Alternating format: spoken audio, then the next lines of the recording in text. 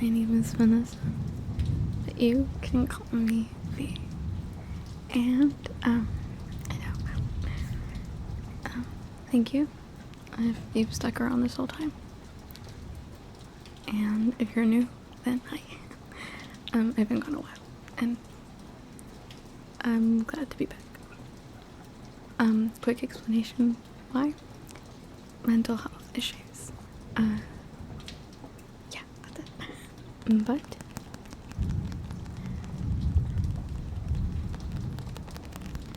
you do not come here to hear about my issues.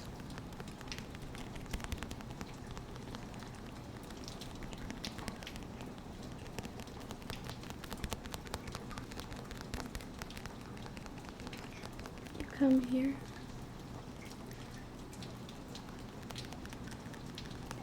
to enjoy the ridiculousness that is this book and everything about it, and the fun ridiculousness. I listened to Midnight Sun, and oh my god, it's so absurd sometimes. Okay, but I'm ready. I'm excited. We're gonna do a lot. We're gonna do so much. You have no idea what's coming for you, but you should get excited too. But of the tree of the knowledge of good and evil, thou shalt not eat of it, for in the day that thou eatest thereof, thou shalt surely die. Preface. I never given much thought to how I would die, though I'd had reason enough in the last few months, but even if I had, I would not have imagined it like this. I stared without breathing across the long room, into the dark eyes of the hunter, and he looked pleasantly back at me. Surely it was a good way to die, in the place of someone else, someone I loved, noble even. That ought to count for something. I knew that if I'd never gone to Forks, I wouldn't be facing death now, but, terrified as I was, I couldn't bring myself to regret this decision. When life offers you a dream so far beyond any of your expectations, it's not reasonable to grieve when it comes to an end. The hunter smiled in a friendly way as he sauntered forward to kill me. Chapter 1. First Sight.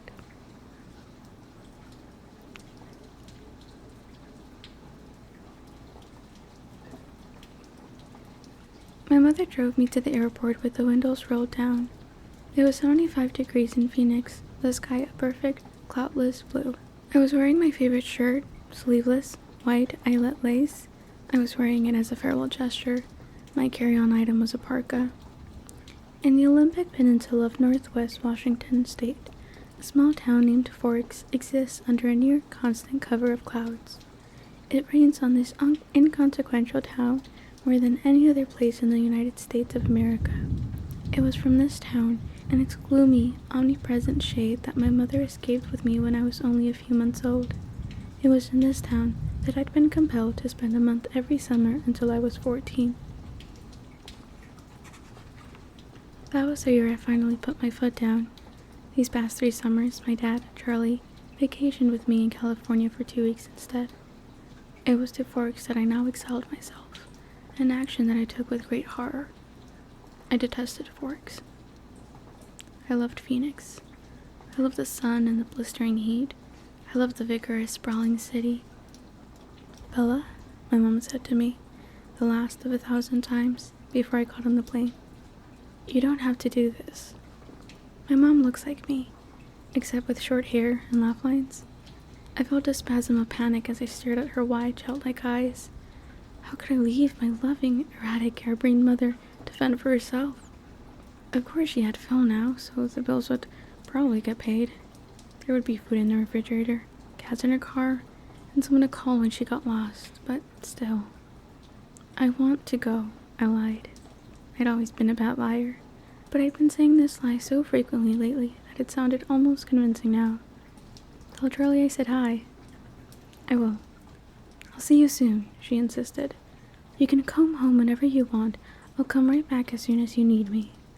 But I could see the sacrifice in her eyes behind the promise. Don't worry about me, I urged. It'll be great. Love you, Mom. She hugged me tightly for a minute, and then I got on the plane, and she was gone. It's a 4-hour flight from Phoenix to Seattle, another hour in a small plane up to Port Angeles, and then an hour drive back down to Forks. Flying doesn't bother me. The hour in the car with Charlie, though, I was a little worried about. Charlie had really been fairly nice about the whole thing.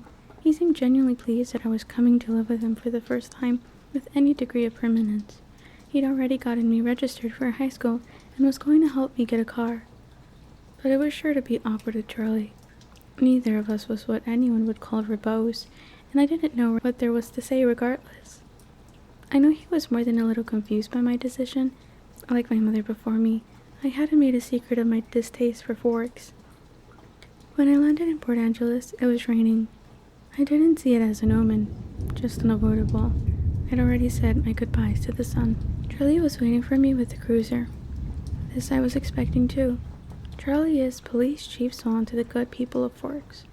My primary motivation behind buying a car, despite the scarcity of my funds, was that I refused to be driven around town in a car with red and blue lights on top. Nothing slows down traffic like a cop. Charlie gave me an awkward one-armed hug when I stumbled my way off the plane. "It's good to see you, Bells," he said, smiling as he automatically caught and steadied me. "You haven't changed much. How's Janae?" "I'm fine. It's good to see you too, Dad." I wasn't allowed to call him Charlie to his face. I had only a few bags. Most of my Arizona clothes were too permeable for Washington. My mom and I had pulled our resources to supplement my winter wardrobe, but it was still scanty. It'll fit easily into the trunk of the cruiser. "I found a good car for you. Really cheap," he announced when we were strapped in. What kind of car? I was suspicious of the way he said, "good car for you," as opposed to just "good car." "Well, it's a truck, actually. A Chevy." "Where did you find it?" "Do you remember Billy Black down at La Push?" La Push is a tiny Indian reservation on the coast. "No."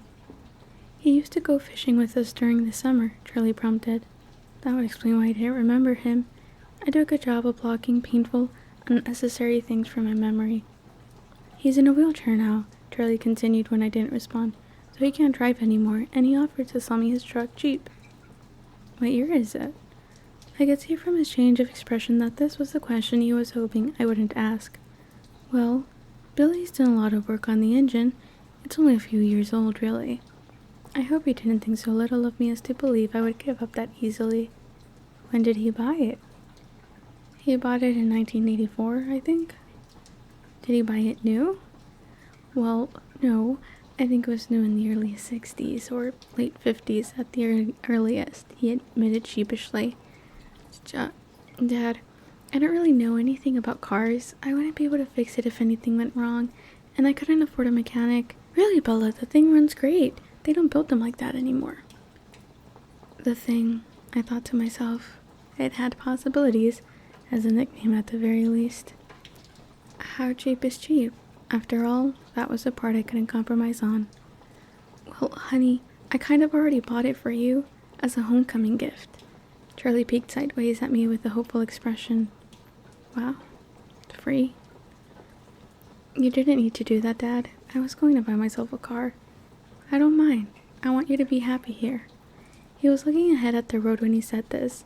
Charlie wasn't comfortable with expressing his emotions out loud. I inherited that from him, so I was looking straight ahead as I responded. "That's really nice, Dad. Thanks. I really appreciate it." No need to add that my being happy in Forks is an impossibility. He didn't need to suffer along with me, and I never looked a free truck in the mouth or engine. "Well, now you're welcome," he mumbled, embarrassed by my thanks. We exchanged a few more comments on the weather, which was wet, and that was pretty much it for conversation. We stared out the windows in silence. It was beautiful, of course. Couldn't deny that. Everything was green. The trees, their trunks covered with moss, their branches hanging with a canopy of it, the ground covered with ferns. Even the air filtered down greenly through the leaves. It was too green. An alien planet. Eventually we made it to Charlie's. He still lived in the small 2-bedroom house that he had bought with my mother in the early days of their marriage.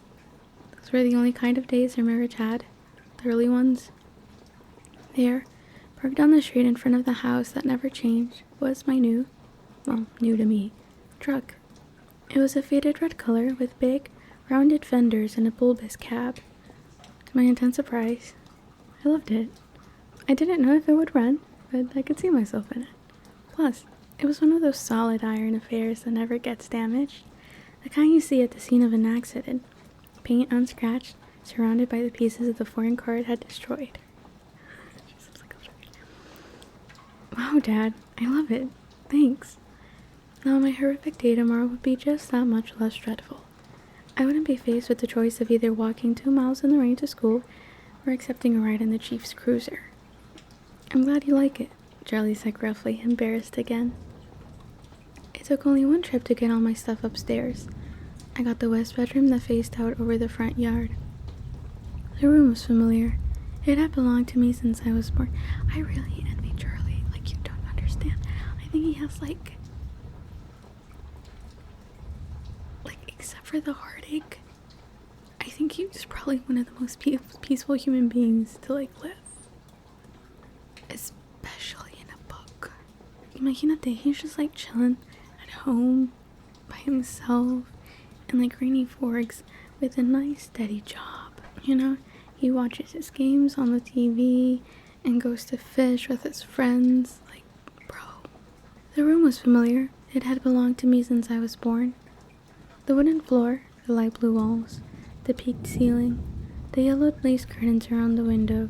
These were all a part of my childhood. The only changes Charlie had ever made were switching the crib for a bed and adding a desk as I grew. The desk now held a second-hand computer with a phone line for the modem stapled along the floor to the nearest phone jack. This was a stipulation from my mother, so that we could stay in touch easily. The rocking chair from my baby days was still in the corner. There was only one small bathroom at the top of the stairs, which I would have to share with Charlie. I was trying not to dwell too much on that fact. One of the best things about Charlie is he doesn't hover. He left me alone to unpack and get settled, a feat that would have been altogether impossible for my mother. It was nice to be alone, not to have to smile and look pleased.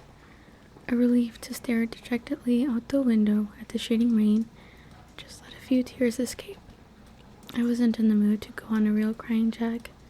I would save that for bedtime, when I would have to think about the coming morning.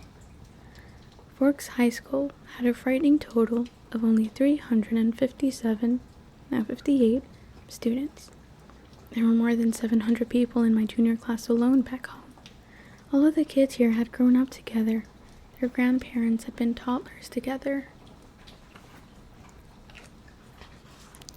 I would be the new girl from the big city, a curiosity, a freak. Maybe if I looked like a girl from Phoenix should, I could work this to my advantage, but physically, I never fit in anywhere. I should be tan, sporty, blonde, a volleyball player, or cheerleader perhaps, all the things that go with living in the Valley of the Sun. Instead, I was ivory-skinned, without even the excuse of blue eyes or red hair, despite the constant sunshine. I had always been slender, but soft somehow, obviously not an athlete. I didn't have the necessary hand-eye coordination to play sports without humiliating myself and harming both myself and anyone else who stood too close. When I finished putting my clothes in the old pine dresser, I took my bag of bathroom necessities and went to the communal bathroom to clean myself up after the day of travel. I looked at my face in the mirror as I brushed through my tangled damp hair. Maybe it was the light, but already I looked sallow, unhealthy. My skin could be pretty. It was very clear, almost translucent looking, but it all depended on color. I had no color here. ¿Te presta? I didn't relate well to people my age. Maybe the truth was that I didn't relate well to people, period. Even my mother, who I was closer to than anyone else on the planet, was never in harmony with me, never on exactly the same page. Sometimes I wondered if I was seeing the same things through my eyes that the rest of the world was seeing through theirs. Maybe there was a glitch in my brain. But the cause didn't matter. All that mattered was the effect. Tomorrow would be just the beginning. I didn't sleep all that night, even after I was done crying. The constant whooshing of the rain and wind across the roof wouldn't fade into the background. I pulled the faded old quilt over my head and later added the pillow too, but I couldn't fall asleep until after midnight when the rain finally settled into quieter drizzle. Thick fog was all I could see out my window in the morning, and I could feel the claustrophobia creeping up on me. You could never see the sky here. It was like a cage. Breakfast with Charlie was a quiet event. He wished me good luck at school. I thanked him, knowing his hope was wasted. Good luck tended to avoid me. Charlie left first, off to the police station that was his wife and family. After he left, I sat at the old square oak table in one of the 3 unmatching chairs and examined his small kitchen with its dark paneled walls, bright yellow cabinets, and white linoleum floor. Nothing was changed. My mother had painted the cabinets 18 years ago in an attempt to bring some sunshine into the house. Over the small fireplace in the adjoining handkerchief-sized family room was a row of pictures. First, a wedding picture of Charlie and my mom in Las Vegas. Then, one of the 3 of us in the hospital after I was born, taken by a helpful nurse, followed by the procession of my school pictures. Up to the last years, those were embarrassing to look at. I would have to see what I could do to get Charlie to put them somewhere else, at least while I was living here. Okay. It was impossible, being in this house, not to realize that Charlie had never gotten over my mom. It made me uncomfortable. I didn't want to be too early to school, but I couldn't stay in the house anymore. I donned my jacket, which had the feel of a biohazard suit, and headed out into the rain. It was just drizzling still, not enough to soak me through immediately as I reached for the house key that was always hidden under the eaves by the door and locked up. The sloshing of my new waterproof boots was unnerving. I missed the normal crunch of gravel as I walked. I couldn't pause and admire my truck again as I wanted. I was in a hurry to get out of the misty wet that swirled around my head and clung to my hair under my hood. Inside the truck, it was nice and dry. Either Billy or Charlie had obviously cleaned it up, but the tan upholstered seats still smelled faintly of tobacco, gasoline, and peppermint. The engine started quickly, to my relief, but loudly, roaring to life and then idling at top volume. Well, a truck this old was bound to have a flaw. The antique radio worked, a plus that I hadn't expected. Finding the school wasn't difficult, though I'd never been there before. The school was, like most other things, just off the highway. It was not obvious that it was a school, only the sign, which declared it to be the Forks High School, made me stop. It looked like a collection of matching houses, built with maroon-colored bricks. There were so many trees and shrubs I couldn't see its size at first. Where was the feel of the institution? I wondered nostalgically.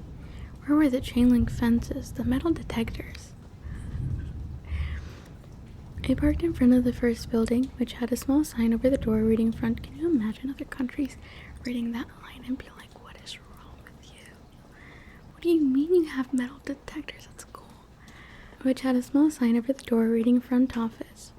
No one else was parked there, so I was sure it was off limits, but I decided I would get directions inside instead of circling around in the rain like an idiot. Smart choice. I stepped unwillingly out of the toasty truck cab and walked down a little stone path lined with dark hatches. I took a deep breath before opening the door. Inside, it was brightly lit and warmer than I'd hoped. The office was small, a little waiting area with padded folding chairs, orange-flecked commercial carpet, notices and awards cluttering the walls, a big clock ticking loudly. Plants grew everywhere in large plastic pots, as if there wasn't enough greenery outside. There's never enough greenery, Bella. The room was cut in half by a long counter, cluttered with wire baskets full of papers and brightly colored flyers taped to its front. There were 3 desks behind the counter, one of which was manned by a large red-haired woman wearing glasses. She was wearing a purple t-shirt, which immediately made me feel overdressed. The red-haired woman looked up. "Can I help you?" "I'm Isabella Swan," I informed her, and saw the immediate awareness light her eyes. I was expected. A topic of gossip, no doubt. Daughter of the chief's flighty ex-wife, come home at last. Yikes. Of course, she said. She dug through a precariously stacked pile of documents on her desk till she found the ones she was looking for. I have your schedule right here and a map of the school. She brought several sheets to the counter to show me.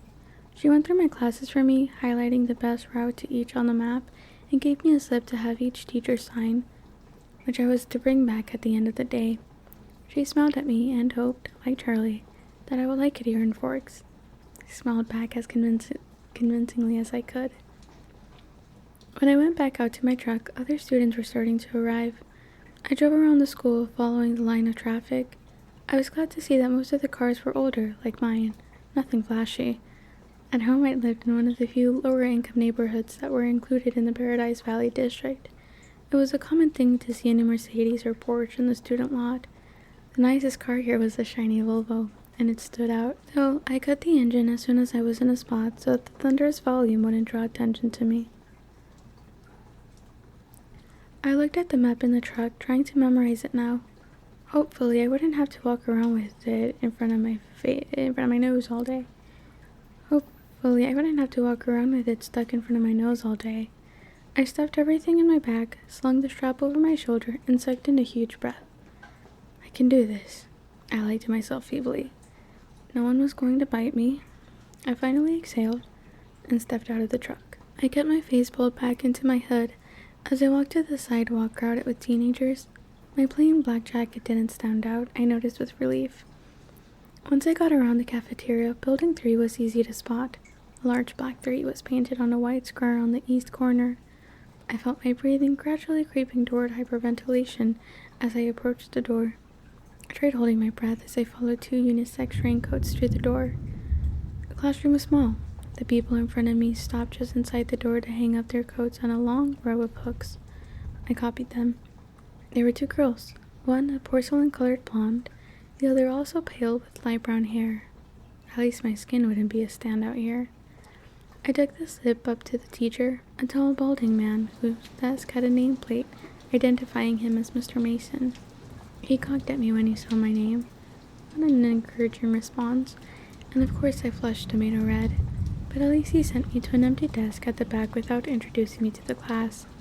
It was harder for my new classmates to stare at me in the back, but somehow they managed. I kept my eyes down on the reading list the teacher had given me. It was really basic. Bronte, Shakespeare, Chaucer, correct me please, Faulkner. I'd already read everything. That was comforting. And boring. I wondered if my mom would send me my folder of old essays, or if she would think that was cheating. I went through different arguments with her in my head while the teacher droned on. When the bell rang, a nasal buzzing sound, a gangly boy with skin problems and hair black as an oil slick leaned across the aisle to talk to me. You're Isabella Swan, aren't you? He looked like the overly helpful chess club type. Bella, I corrected. Everyone within a 3-seat radius turned to look at me. What's your next class? He asked. I had to check in my bag. Government with Jefferson in Building 6. There was nowhere to look without meeting curious eyes. I'm headed toward Building 4. I could show you the way. Definitely overhelpful. I'm Eric, he added. I smiled tentatively. Thanks. We got our jackets and headed out into the rain, which had picked up. I could have sworn several people behind us were walking close enough to eavesdrop. I hoped I wasn't getting paranoid. So this is a lot different than Phoenix, huh? He asked. Very. It doesn't rain much there, does it? 3 or 4 times a year. Wow. What must that be like? He wondered. Sunny, I told him. You don't look very tan. My mother is part albino. No.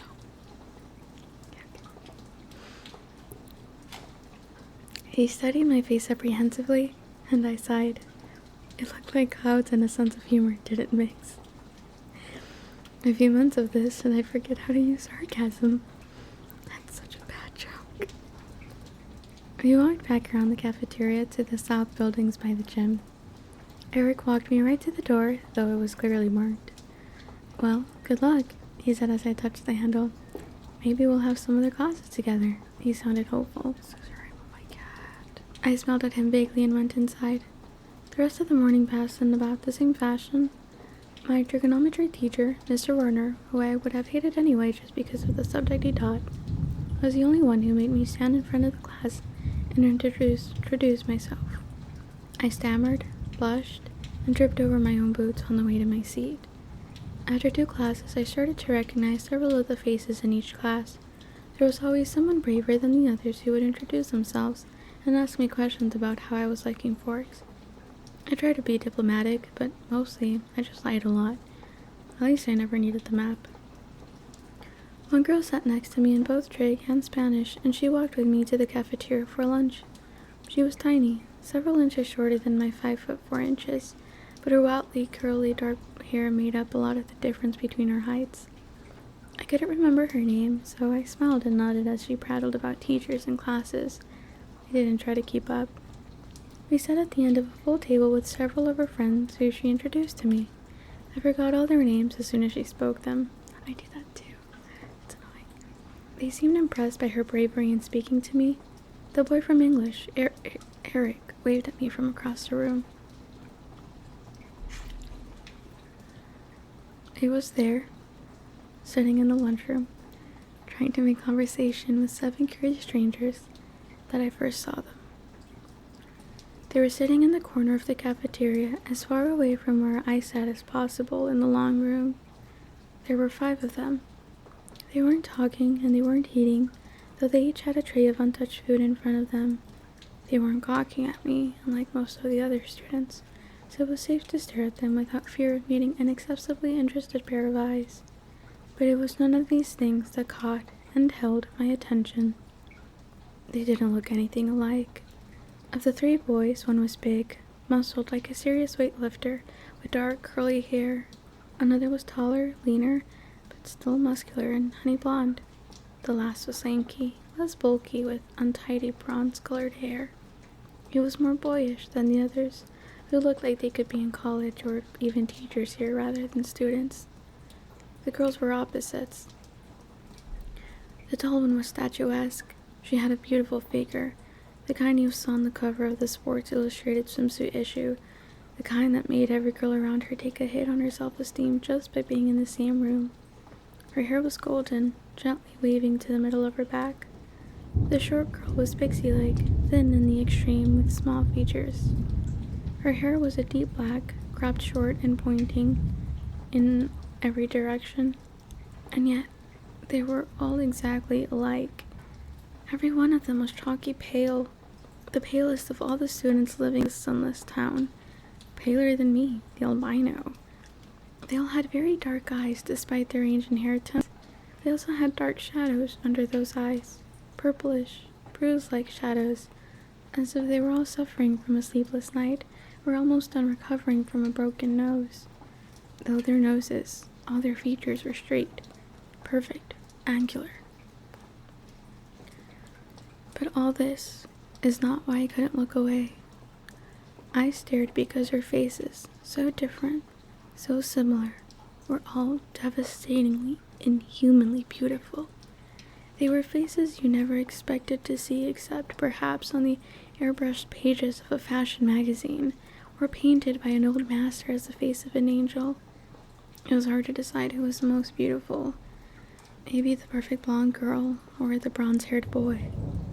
They were all looking away from each other, away from the other students, away from anything in particular as far as I could tell. As I watched, the small girl rose with her tray, unopened soda, unbitten apple, and walked away with the quick, graceful lope that belonged on a runway. I watched, amazed at her lithe dancer step, till she dumped her tray and glided through the back door, faster than I would have thought possible. My eyes darted back to the others who sat unchanging. Who were they? I asked a girl from my Spanish class whose name I'd forgotten. As she looked up to see who I meant, though already knowing probably from my tone. Suddenly, he looked at her, the thinner one, the boyish one, the youngest perhaps. He looked at my neighbor for just a fraction of a second, and then his dark eyes flickered to mine. He looked away quickly, more quickly than I could, though in a flush of embarrassment I dropped my eyes at once. In that brief flash of a glance, his face held nothing of interest. It was as if she had called his name, and he looked up in involuntary response, already having decided not to answer. My neighbor giggled in embarrassment, looking at the table like I did. That's Edward and Emmett Cullen, and Rosalie and Jasper Hale. The one who left was Alice Cullen. They all lived together with Dr. Cullen and his wife. She said this under her breath. I glanced sideways at the beautiful boy who was looking at his tray now, picking a bagel to pieces with long, pale fingers. His mouth was moving very quickly, his perfect lips barely opening. The other three still looked away, and yet I felt he was speaking quietly to them. Strange, unpopular names, I thought. The kinds of names grandparents had. But maybe that was in vogue here? Small-town names? I finally remembered that my neighbor was called Jessica. Perfectly common name. There were 2 girls named Jessica in my history class back home.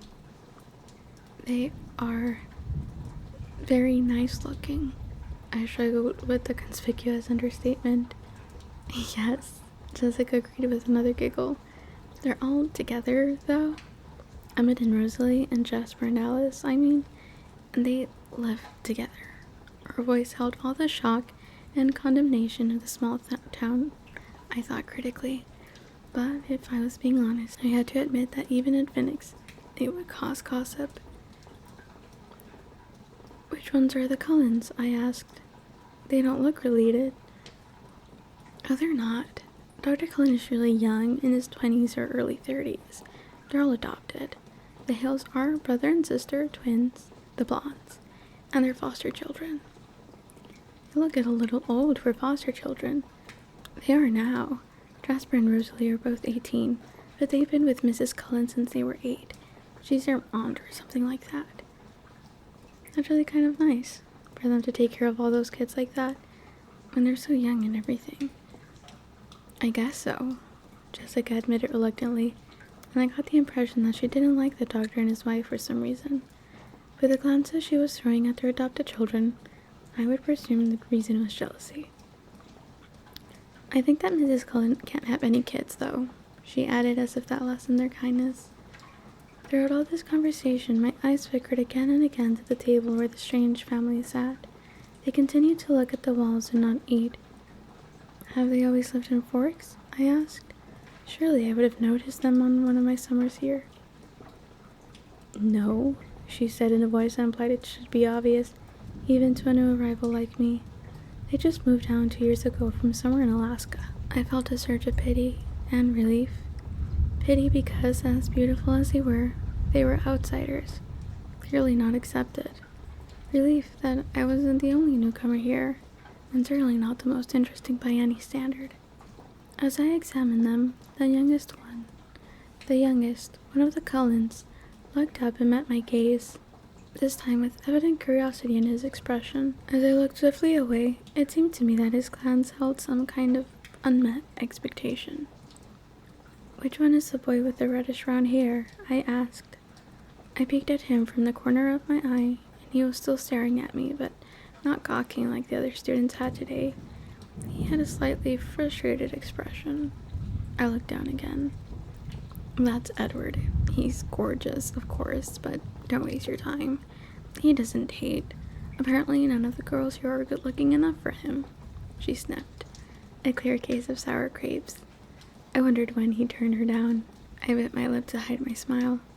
Then I glanced at him again. His face was turned away, but I thought his cheek appeared lifted, as if he were smiling too. After a few more minutes, the 4 of them left the table together. They all were noticeably graceful, even the big brawny one. It was unsettling to watch. The one named Edward didn't look at me again. I sat at the table with Jessica and her friends longer than I would have if I'd been sitting alone. I was anxious not to be late for class on my first day. One of my new acquaintances, who considerately reminded me that her name was Angela, had biology 2 with me the next hour. We walked to class together in silence. She was shy too.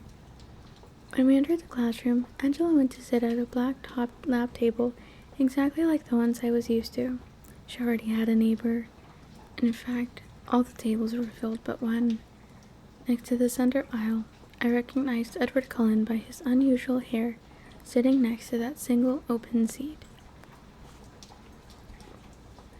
As I walked down the aisle to introduce myself to the teacher and get my slip signed, I was watching him surreptitiously. Just as I passed, he suddenly went rigid in his seat. He stared at me again, meeting my eyes with the strangest expression on his face. It was hostile, furious. I looked away quickly, shocked, going red again. I stumbled over a book in the walkway and had to catch myself on the edge of a table. The girl sitting there giggled. I noticed that his eyes were black. Coal black. Mr. Banner signed my slip and handed me a book with no nonsense about introductions. I could tell that we were going to get along. Of course, he had no choice but to send me to the one open seat in the middle of the room.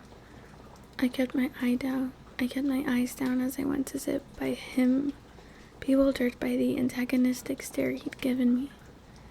I didn't look up as I set my book on the table and took my seat, but I saw his posture change from the corner of my eye. He was leaning away from me, sitting on the extreme edge of his chair and averting his face like he smelled something bad. Inconspicuously, I sniffed my hair. It smelled like strawberries, the scent of my favorite shampoo. It seemed an innocent enough odor. I let my hair fall over my right shoulder, making a dark curtain between us, and tried to pay attention to the teacher. Unfortunately, the lecture was on cellular anatomy, something I'd already studied. I took notes carefully anyway, always looking down. I couldn't stop myself from peeking occasionally through the screen of my hair at the strange boy next to me. During the whole class, he never relaxed his stiff position on the edge of his chair, sitting as far from me as possible. I could see his hand on his left leg was clenched into a fist, tendons standing out under his pale skin. This too he never relaxed. He had the long sleeves of his white shirt pushed up to his elbows, and his forearm was surprisingly hard and muscular beneath his light skin. He wasn't nearly as light as he'd looked next to his burly brother. The class seemed to drag on longer than the others. Was it because the day was finally coming to a close, or because I was waiting for his tight fist to loosen? It never did. He continued to sit so still, it looked like he wasn't breathing. What was wrong with him? Was this his normal behavior? I questioned my judgment on Jessica's bitterness at lunch today. Maybe she was not as resentful as I thought. They couldn't have anything to do with me. He didn't know me from Eve. I peeked up at him one more time and regretted it. He was glaring down at me again, his black eyes full of revulsion. As I flinched away from him, shrinking against my chair, the phrase, "If looks could kill," suddenly ran through my mind. At that moment, the bell rang loudly, making me jump, and Edward Cullen was out of his seat. Fluidly, he rose. He was much taller than I thought, his back to me, and he was out the door before anyone else was out of their seat. I sat frozen in my seat, staring blankly after him. He was so mean. It wasn't fair. I began gathering up my things slowly, trying to block the anger that filled me, for fear my eyes would tear up. For some reason, my temper was hardwired to my tear ducts. I usually cried when I was angry, a humiliating tendency. "Aren't you Isabella Swan?" a male voice asked. I looked up to see a cute, baby-faced boy, his pale blonde hair carefully gelled into orderly spikes, smiling at me in a friendly way.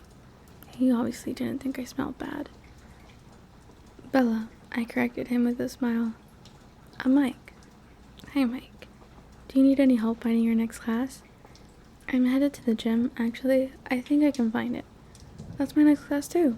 He seemed thrilled, though it wasn't that big of a coincidence in a school this small.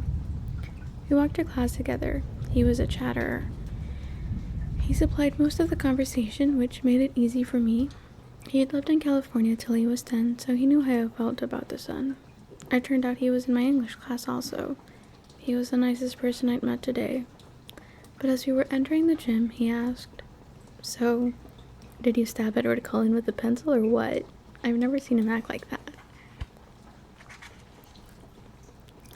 I cringed, so I wasn't the only one who had noticed.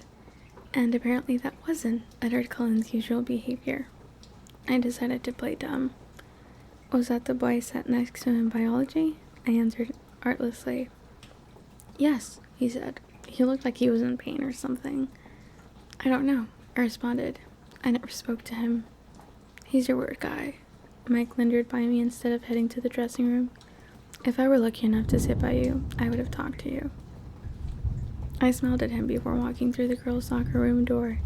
He was friendly and clearly admiring, but it wasn't enough to ease my irritation. The gym teacher, Coach Clapp, found me a uniform but didn't make me dress down for today's class. At home, only 2 years of PE were required. Here, PE was mandatory all 4 years. Sports was literally my personal hell on earth. I watched 4 volleyball games running simultaneously, remembering how many injuries I had sustained and inflicted. Playing volleyball, I felt faintly nauseated. The final bell rang at last. I walked slowly to the office to return my paperwork. The rain had drifted away, but the wind was strong and colder. I wrapped my arms around myself. When I walked into the warm office, I almost turned around and walked back out. Edward Cullen stood at the desk in front of me. I recognized again that tousled bronze hair.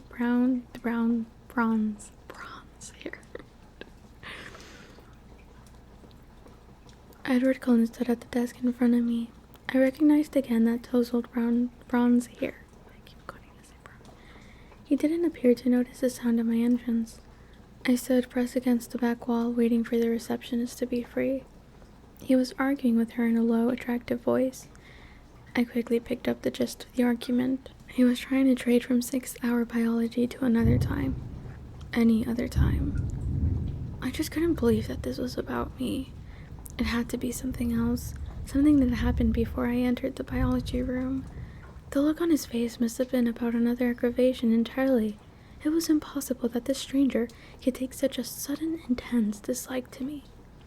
The door opened again, and the cold wind suddenly gusted through the room, rustling the papers on the desk, swirling my hair around my face. The girl who came in merely stepped to the desk, placed a note in the wire basket, and walked out again. But Edward Cullen's back stiffened, and he turned slowly to glare at me. His face was absurdly handsome. His face was absurdly handsome, with piercing, hate-filled eyes. For an instant, I felt a thrill of genuine fear raising the hair on my arms. The look only lasted a second, but it chilled me more than the freezing wind. He turned back to the receptionist. "Never mind, then," he said hastily in a voice like velvet. "I can see that it's impossible. Thank you so much for your help." And he turned on his heel without another look at me and disappeared out the door. I went meekly to the desk, my face white for once instead of red, and handed her the signed slip. "How did your first day go, dear?" the receptionist asked maternally. "Fine," I lied, my voice weak. She didn't look convinced. When I got to the truck, it was almost the last car in the lot. It seemed like a haven, already the closest thing to home I had in this damp green hole. I sat inside for a while, staring out the windshield blankly. But soon I was cold enough to need the heater, so I turned the key and the engine roared to life. I headed back to Charlie's house, fighting tears the whole way there. I need bookmarks. How the hell is it possible that I don't have any bookmarks? Like, how is that possible?